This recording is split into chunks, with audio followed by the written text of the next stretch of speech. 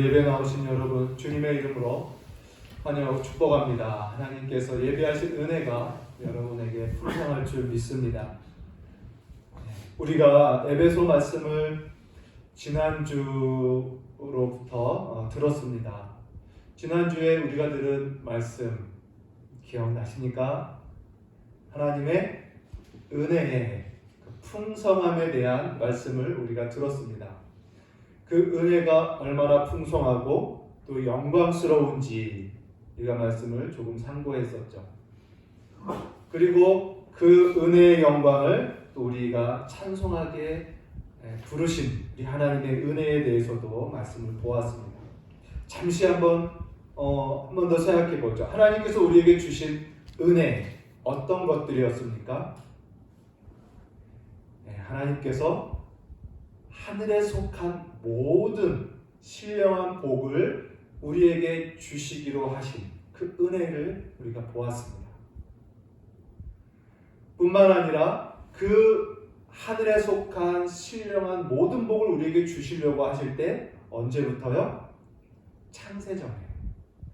창세전에 하나님의 기쁘신 뜻 안에서 우리를 택하셔서 그 복을 주시기로 작정하셨다라는 그 은혜에 대해서도 보았습니다. 그리고 그 하나님께서 주시고자 하는 하늘에 속한 신령한 복이란 궁극적으로 우리 모두가 흠이 없고 거룩한 하나님의 아들들 되는 것. 이것이 하나님이 우리에게 주시고자 했던 궁극적인 신령한 복이었다라는 거죠.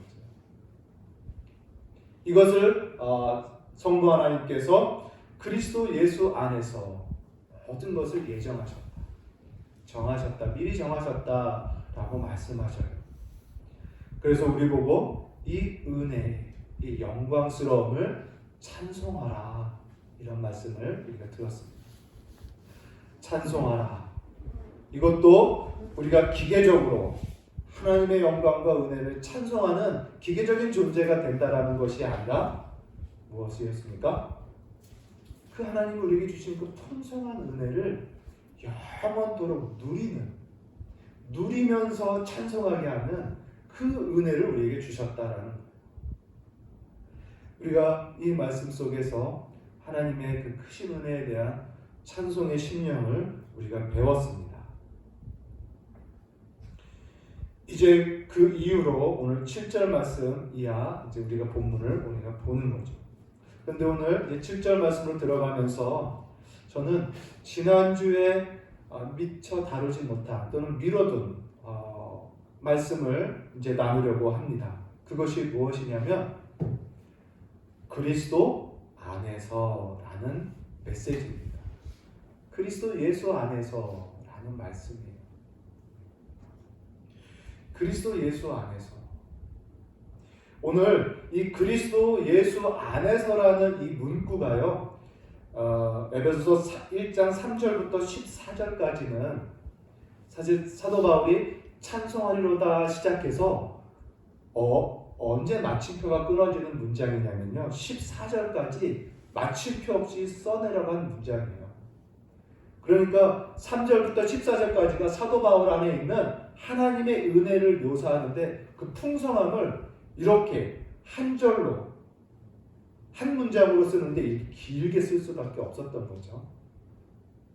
그런데 3절부터 14절까지 이 한 문장으로 기록된 이 문장 속에 그리스도 예수 안에서 또는 그리스도 안에서라는 이 문구가 몇 번 나오는지 압니까? 우리 성경에는 약 11절, 11, 2절 정도 되는 12절이군요. 12절에 해당되는 이 구절 안에 그리스도 안에서라는 말이 10번 이상 나와요. 그러니까 매 구절마다 나온다고 생각하면 됩니다. 그만큼 그리스도 예수 안에서라는 의미가 매우 중요한 거예요. 이 에베소 말씀뿐만 아니라 성경 전체에서 그리스도 예수 안에서라는 표현이 많이 나옵니다. 꼭 복음은 그리스도 예수 안에서라는 의미가 내포되어 있는 거예요. 그래서요, 그리스도 안에서라는 이 문구 안에는 참 많은 의미가 있습니다. 많은 내용이 담겨져 있어요. 그리고 그 내용들은 모두 다 중요한 메시지들입니다. 오늘 그것을 다 볼 수는 없고 오늘 에베소 말씀 안에서 보다 드러나는 말씀들을 우리가 좀 선택해서 집중해서 그 내용들을 몇 가지를 보려고 해요. 먼저 볼 것은 이것입니다.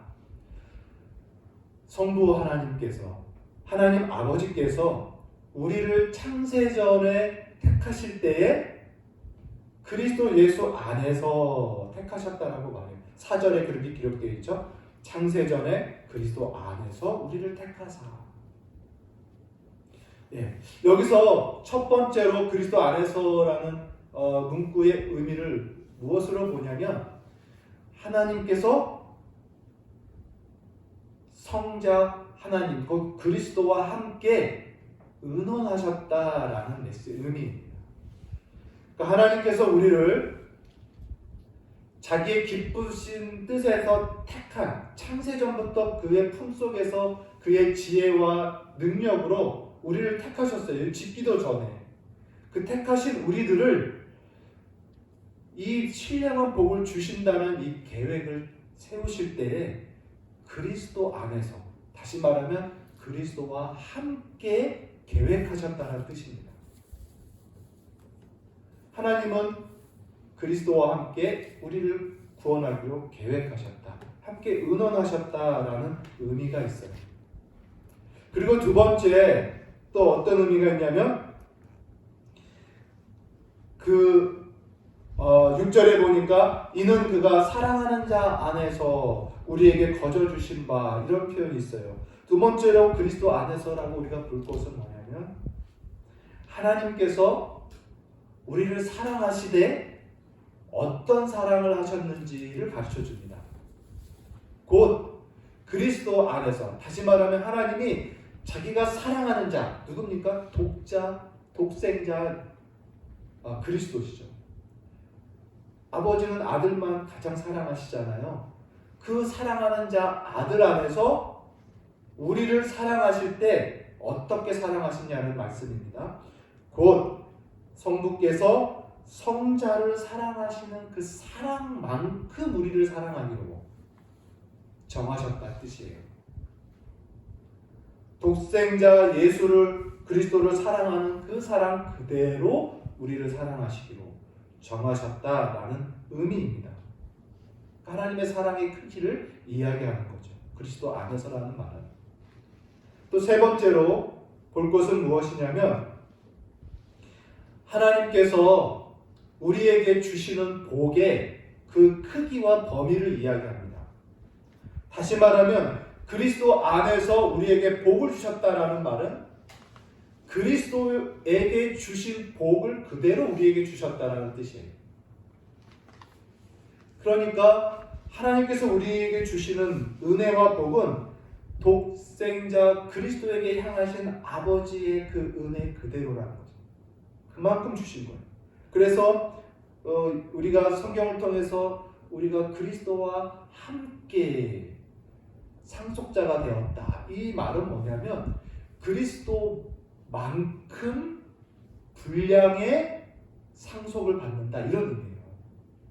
그러니까 그리스도와 함께, 또 그리스도처럼 그리스도와 연합되어 그와 같은 은혜와 복을 동일하게 누리는 존재가 되었다라는 의미죠. 그래서 그리스도 안에서라는 의미 속에 하나님이 우리를 얼만큼 사랑하시고 또 어떤 복을 주셨는지를 가르쳐주는 말씀입니다. 마지막으로 살펴보고 싶은 것은, 많은 의미 가운데 오늘 본문에서 살펴보고 싶은 것은 예수 그리스도 안에서라는 의미는 또 예수 그리스도로 인하여라는 의미입니다. 그 예수 그리스도 안에서 우리에게 복을 주셨다라는 말은 예수님으로 말미암아 우리에게 복을 주셨다라는 의미예요. 예수를 통하여 우리에게 의를 주셨다. 그런 의미입니다. 그러니까 하나님께서 창세전에 계획하시고 예수님과 함께 계획하시고 예수님의 예수님이 누릴 그 복의 분량을 우리에게 주시기로 작정하시고 예수님을 향한 하나님의 사랑만큼 우리를 사랑하기로 정하셨는데 그 모든 복을 우리에게 또 어떻게 주시냐? 예수님을 통하여 주신다는 거예요. 그게 예수 안에서라는 거예요. 곧 예수님으로 말미암아 예수로 의하여 주신다는 거예요. 그러니까 이 많은 이 모든 복은 예수님이 아니고는 우리에게 올 수가 없다라는 의미입니다.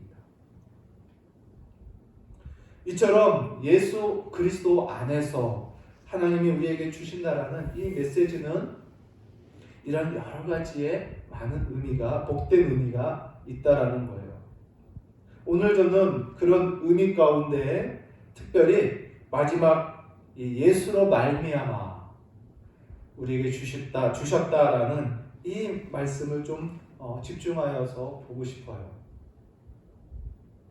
하나님께서 우리에게 주시고자 하는 이 복을 예수님으로 인하여 예수님을 통하여 주셨다. 곧 예수님이 아니고서는 이 복을 받을 수가 없다라는 거예요. 자, 여러분, 하나님께서 우리에게 주신 이 에베소서에 소개된 이 복을 여러분은 얼마나 우리가 지난주에 듣고 한 주간 살면서 얼마나 그 은혜에 감격하며 그 은혜에 떨어지지 않는 인생을 여러분 사셨습니까? 우리가 신앙생활하는 가운데 이런 모습을 보게 되죠. 저뿐만 아니라 많은 사람들이 보게 되죠. 어떤 내용이냐면 하나님의 말씀을 듣고 그 은혜의 풍성함을 경험합니다. 찬송도 하죠. 그런데 돌아가서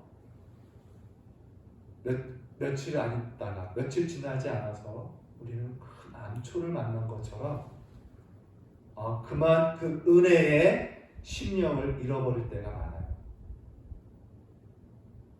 그 은혜의 사람에서 떨어지는 그러한 모습을 갖게 됩니다. 다시 말하면 우리의 은혜의 삶을 넘어뜨리는 장애물을 만난다는 거예요. 그래서 그 장애물에 걸려서 넘어져서 깊은 구덩이에 빠져가지고 헤어나오지 못하는 모습들을 많이 보게 됩니다. 은혜 받은 신자들의 삶 속에. 그 은혜 받은 신자들의 은혜의 삶을 걸려 넘어뜨리게 하는 그 장애물이 무엇이냐? 뭡니까, 여러분? 바로 죄입니다. 죄. 죄로 인해서 우리는 의심과 다시 낙심의 구덩이에 빠져요. 그 풍성한 은혜의 말씀을 듣고 은혜의 그 영광을 깨닫고 났는데 며칠 안 있다가 그 은혜를 의심합니다. 그 은혜를 잃어버려 낙심합니다. 이유는 죄에 걸려 넘어져서 그래요. 그래서 그 죄로 인해서 정죄감에 빠지고 죄책감에 빠지면서 그 은혜의 감격을 다 잃어버린 거죠.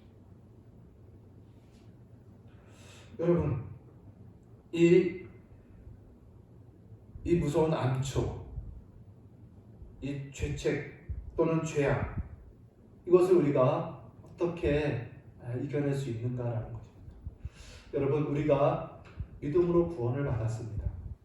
우리가 믿는 순간 우리의 영혼은 모든 죄에서 사함받아 의롭고 거룩한 영혼들이 다 되었습니다. 죄 없는 영혼들이 되었어요.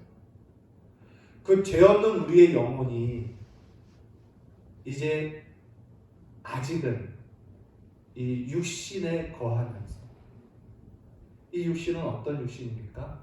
아직 죄의 몸입니다. 로마서 우리가 배운 대로 죄의 몸입니다. 거룩한 성령으로 거듭난 새 사람의 영혼이 이 죄의 몸 가운데 거하고 있어요. 어쩔 수 없어요. 이 죄의 몸은 어떤 몸입니까? 육신의 생각이 지배하는 몸입니다. 육신의 생각, 육신의 욕구, 이것이 지배하는 몸이에요. 그리고 육신의 의지에 따라 있어요. 뭡니까? 이 육신은 게으릅니다. 영적인 것에 게으를 수밖에 없는 육신이에요. 오히려 그것을 싫어합니다. 그래서 의지적으로도 게으르고 나태한 육신이고, 이 육신은 생각하는 것도 다 죄악입니다. 더 정욕적인 거죠. 뿐만 아니라 이 육신의 감정들은 어떻습니까? 그냥 이유 없이 불쾌하고 이유 없이 짜증스럽고, 이게 우리 육신의 몸이에요. 감정이에요. 예수로 성령으로 거듭난 이 아름다운 새 영이 이 육신에 아직 거하고 있어요. 그래서 사도 바울이 말한 것처럼 곤고한 자로다. 이 사망의 몸, 이 죄의 몸에서 나를 누가 건져내랴. 이런 고백을 하죠. 사도 바울도 성령으로 거듭난 새 영이지만 이 죄악 육신의 죄의 몸에 거하면서 이런 곤고한 삶을 산다는 거예요. 이 육신뿐만 아니라 또 우리는 어때요? 이 세상이 죄악된 세상이기 때문에 이 세상은 끊임없는 죄악의 유혹에, 그래서 오늘 우리 말씀처럼 흠이 없고 거룩한 하나님의 아들들이 되는 복을 우리가 받았음에도 불구하고 우리가 이 육신의 거함으로 우리는 파도와 같은 죄악의 파도와 싸우면서 우리는 이 인생을 살아갈 수밖에 없는 거예요. 그런데 그 싸움 가운데 우리가 지는 겁니다. 며칠 안 가서 육신의 이 생각과 욕구와 감정과 의지에 다 지배당해서 은혜의 삶을 유지하지 못하는 거예요. 그 다음 세상에 유혹돼요. 그래서 넘어집니다. 죄에 빠지고 나서는 무서운 정죄감에 빠집니다. 그리고 우리의 양심은 죄책감에 눌립니다. 은혜가 사라지는 거예요. 은혜의 그 풍성한 감격을 다 잊어버리는 거예요. 햇빛에 사라지고 그늘이 거하는 것 같은 그러한 내용의 삶을 살게 되는 거죠. 이것이 우리 인생의 신자들의 곤고함입니다. 근데 우리 하나님은 이러한 우리를 아셔요. 오늘 성경도 우리 신자들의, 이 거룩한 신자들의 이 연약함을 아십니다. 그래서 오늘 7절의 말씀을 오늘 성경은 기록해 두신 거예요. 무엇이냐? 이 복음, 영원한 능력이 있는 이 복음을 다시 한번 바라보게 하는 말씀입니다. 이 7절 말씀. 곧 하나님의 은혜와 사랑으로 택함 받아 하나님의 아들들이 된 우리들이 이 땅을 살아가면서 죄악의 싸움 가운데, 죄악 가운데 우리를 넘어지게 하는 이 모든 사단의 정죄와 죄책감으로부터 온전한 승리를 갖게 하기 위하여, 다시 말하면 우리의 구속과 우리의 죄사함의 확신을 조금 더 잃어버리지 말게 하기 위해서, 이 험악한 인생을 사는 가운데 그 확신을 잃어버리지 않게 하기 위해서 이 말씀을 기록해 놓은 겁니다. 즉 우리의 죄사함을 주시기 위하여 흘리신 예수의 피를 바라보게 하는 거예요. 예수의 피를. 예수의 피를 바라봄으로 우리의 죄사함의 확신을 의심하지 말고 계속해서 붙들으려고 성경은 우리에게 이 말씀을 가르쳐주는 것입니다. 그러면 이런 질문이 생길 수 있어요. 그럼 왜 예수의 피가? 왜 예수의 피인가? 라는 질문이 생겨요. 그 죄사함의 확신을 갖는 데 있어서 왜 예수의 피? 그것을 바라봐야 하느냐는 거죠. 우리 구속의 확신과 정죄와 죄책감으로부터의 자유를 얻기 위해서 바라봐야 할 것이 왜 예수의 피인가? 여러분, 많은 사람들이 아까도 말씀드렸지만 우리가 하나님의 은혜로 구원을 받았다라는 말씀을 듣습니다. 은혜로 죄 용서받았다라고 말씀을 듣습니다. 하나님의 사랑으로 우리가 죄 용서를 받았다라고 말씀을 듣습니다. 그러다 보니까 어떤 모습을 갖게 되냐면 하나님의 사랑과 은혜로 우리가 값없이 죄사함을 받았다라는 이 말씀 안에서 이 말씀이 주는 이 인상 때문에 어떤 생각을 갖게 되냐면 이 죄사함이 너무 가볍게 느껴진다는 거예요. 하나님의 그 은혜로 내 피보다 진홍같이 붉은 죄를 용서하셨다라고 하니까, 죄를 사하셨다라고 하니까, 그것도 값없이, 값없이라는 그 단어의 인상으로 인해서 죄사함에 대한 감격이 그리 크지 않다라는 거예요. 오래가지 않는다는 것입니다. 그러나 성경은요, 우리의 죄사함을 이야기할 때 하나님의 은혜로 죄사함을 받았다, 하나님의 사랑으로 죄 용서 받았다라고만 표현하지 않습니다. 특별히 죄 용서, 죄사함이라는 말씀은 그 진리를 우리에게 가르칠 때는 항상 하시는 말씀이 뭐냐? 예수의 피로 죄사함을 받았느니라라는 말씀을 항상 하십니다. 다시 말하면 우리 죄인들이 죄사함을 받는 단서가 있는데 그 단서가 뭐냐? 예수의 피 흘림이라는 거죠. 예수의 피 흘림. 예수의 피 흘림으로 우리가 죄사함을 받았다라는 것입니다. 사도 바울은 많은 성경을 통해서 이 진리를 계속 이야기합니다. 히브리서 9장에 보면 피 흘림이 없이는 죄사함도 없느니라 라는 구약 성경 모든 그 동물의 제사의 그 결론을 그렇게 말해요. 피 흘림이 없이는 죄사함이 없는 줄. 뿐만 아니라 로마서에 사도 바울이 이렇게 기록합니다. 이 예수를 하나님이 그의 피로 인하여 믿음으로 말미암는 화목제물로 세우셨으니, 예수의 피를 이야기합니다. 동일한 히브리서 9장에는 염소와 송아지의 피로 아니하고 오직 자기 피로 영원한 속죄를 이루사 단번에 성소에 들어가셨느니라 이렇게 말씀합니다.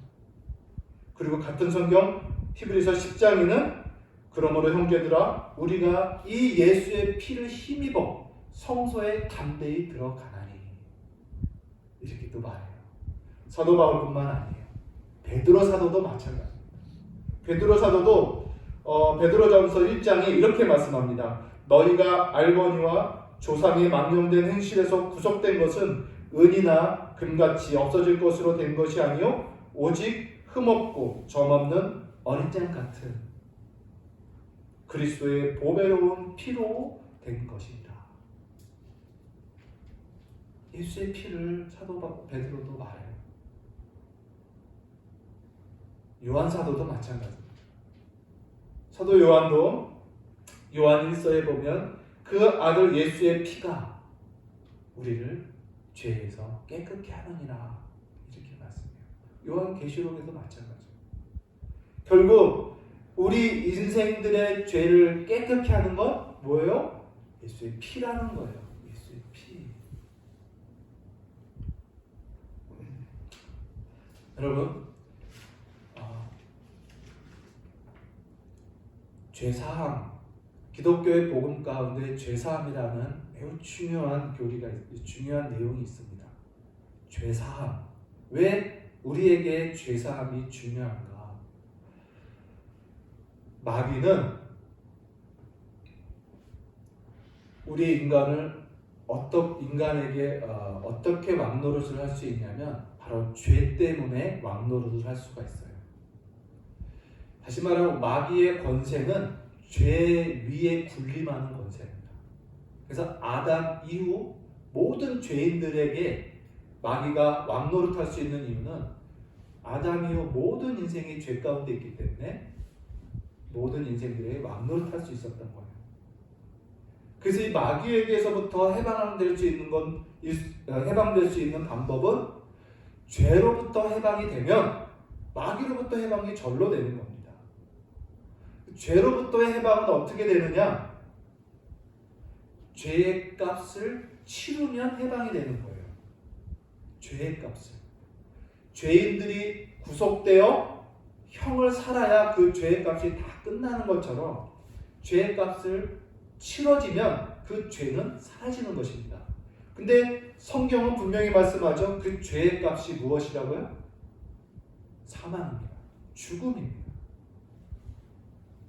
그래서 우리 모든 죄인들은 그 죄값을 어떻게 치르고 그 죄에서부터 자유케 되냐면 죽음으로 자유케 되는 거예요.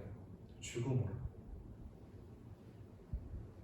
그런데 하나님께서 우리를 죽음, 사망, 다시 말하면 멸망, 지옥, 형벌로 우리를 보내지 아니하시고 우리를 그 사망에서 건지시기 위하여 그 죄의 대가를 누구에게 치르십니까?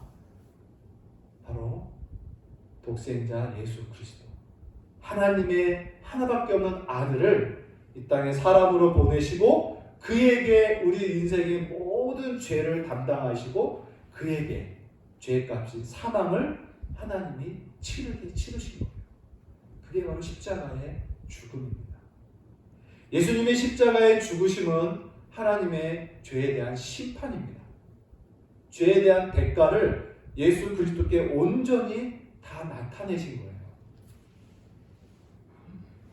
그래서 예수 그리스도 안에서 모든 죄의 값이 치러졌으므로 이제 하나님이 창세전에 택하신 백성들, 그들이 그 그리스도 안에서 다 죄사함을 받는 겁니다.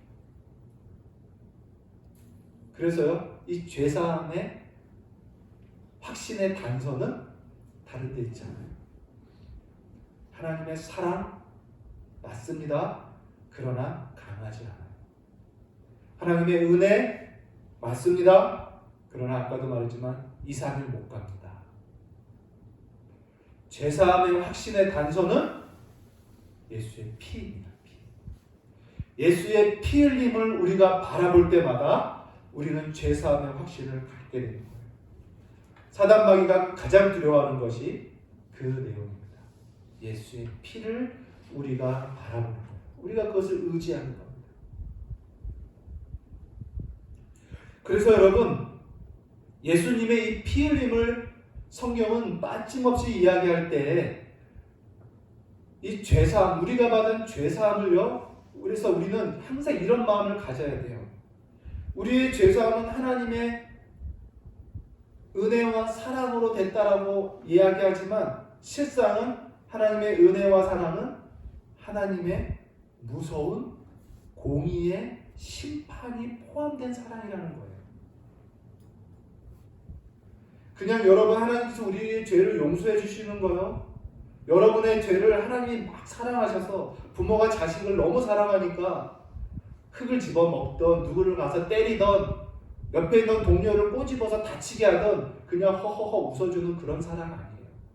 그런 의미의 은혜가 아닙니다. 그냥 눈 감아주고 그냥 우리의 죄악을 모른 척 해주는 은혜와 사랑이 아니라 우리의 죄에 대해서 무서운 징계와 심판을 나타내시고 실현하시면서 하시는 사랑인 거예요. 우리의 죄를 그냥 눈 감아주신 것이 아니라 가장 사랑하는 독자 예수에게 우리의 죄에 대한 모든 진노와 심판을 다 쏟으시면서 하나님의 그 죄에 대한 공의를 온전히 나타내시면서 베푸신 사랑이 우리를 사랑하는 거예요. 하나님의 공의로 인한 죄사함의 결과, 그 은혜와 복을 저와 여러분이 받은 것입니다. 그래서 우리가 이제는 오늘 말씀 이후로 여러분 하나님의 은혜라는 말을 생각할 때, 하나님의 사랑받았다라는 말씀을 생각할 때, 또한 나는 하나님의 은혜와 사랑으로 죄사함 받았다라고 말할 때